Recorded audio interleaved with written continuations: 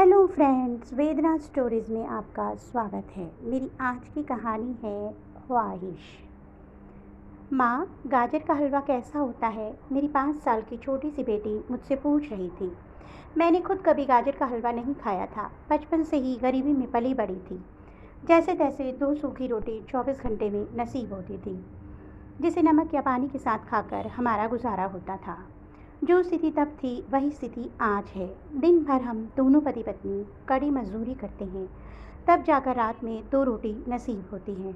ऐसे में मैं अपनी बेटी को गाजर के हलवे का स्वाद कैसा होता है ये कैसे बताऊं, और क्या होता है कि मुझे तो गाजर का हलवा बनाना भी नहीं आता, क्योंकि हमारे घर कभी गाजर का हलवा बना ही नहीं था।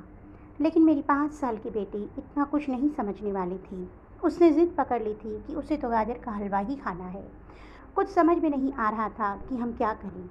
गाजर के हलवे का इंतज़ाम करना हमारे लिए आसान नहीं था। मुश्किल से तो हमें 2 जून की रोटी मिलती थी, और बच्चे को हमने सरकारी स्कूल में डाल रखा था, जहाँ उसे दोपहर का खाना मिल ही जाता था। कहने को तो सरकार ने हम गरीबों के लिए मुफ्त राशन, मुफ्त गैस सिलेंडर सबकी व्यवस्था की है, लेकिन सच्चाई यह है कि यह सब पाने के लिए बहुतों की जेब भरनी पड़ती है या बहुत जुगाड़ करना पड़ता है। हम इन दोनों के लायक नहीं थे, इसीलिए खुद कमाते और खाते थे। लेकिन आज हम दोनों का दिल टूट गया था। हमारी बच्ची गाजर के हलवे का स्वाद जानना चाहती थी, लेकिन हम उसे नहीं बता सकते थे, और ना ही हम अपनी बच्ची को गाजर का हलवा खिला सकते थे। फिर भी उसका मन बहलाने के लिए मैंने उससे बोल दिया, गाजर का हलवा बहुत मीठा होता है। जिसे सुनकर मेरी बेटी बहुत खुश हो गई। अरे वाह, मीठा होता है? मीठा तो मुझे बहुत पसंद है। माँ, एक बार मुझे गाजर का हलवा खिला दो ना। मेरे स्कूल के सारे दोस्तों ने खाया है, मुझे भी जानना है गाजर का हलवा कैसा होता है। मैंने उसकी उम्मीद भरी आंखों की ओर देखा। उस उम्मीद को तोड़ने का मेरा दिल नहीं किया, इसीलिए मैंने कहा, हाँ बेटा, मैं जल्दी तुम्हारे लिए गाजर का हलवा बनाऊंगी। अगले दिन काम से लौटते वक्त मैंने मिठाई की दुकान से गाजर के हलवे की कीमत पूछी, लेकिन मेरी औकात नहीं थी उसे खरीदने की। मैं चुपचाप घर को लौटने लगी, लेकिन मन में कहीं ना कहीं यह तड़प थी कि मुझे मेरी बच्ची का दिल नहीं तोड़ना है। रास्ते में मुझे गाजर दिखे, मैंने आधा किलो गाजर ले लिया। लेकिन अब मैं इनका हलवा कैसे बनाऊंगी? मुझे तो हलवा बनाना आता ही नहीं।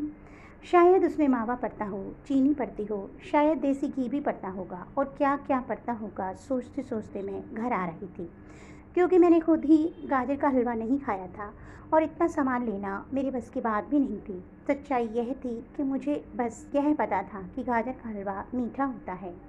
मैंने एक किराने की दुकान से थोड़ी सी चीनी खरीदी और घर आके मैं कुछ सोचने लगी।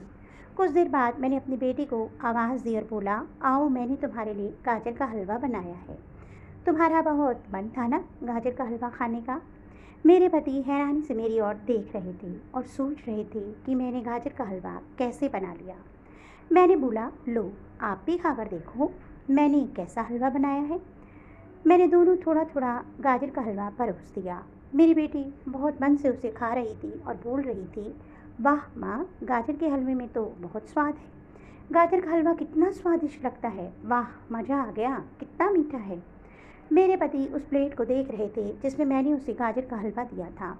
उन्हें समझते देर नहीं लगी कि मैंने गाजर को कद्दूकस करके उसमें चीनी मिला दिया है और हलवा बोलकर बच्ची के सामने परोस दिया है, जिसे मेरी बच्ची बहुत चाव से खा रही है। पति मेरी ओर देख रहे थे। मैंने उनसे बोला, क्या आपने कभी गाजर का हलवा खाया है?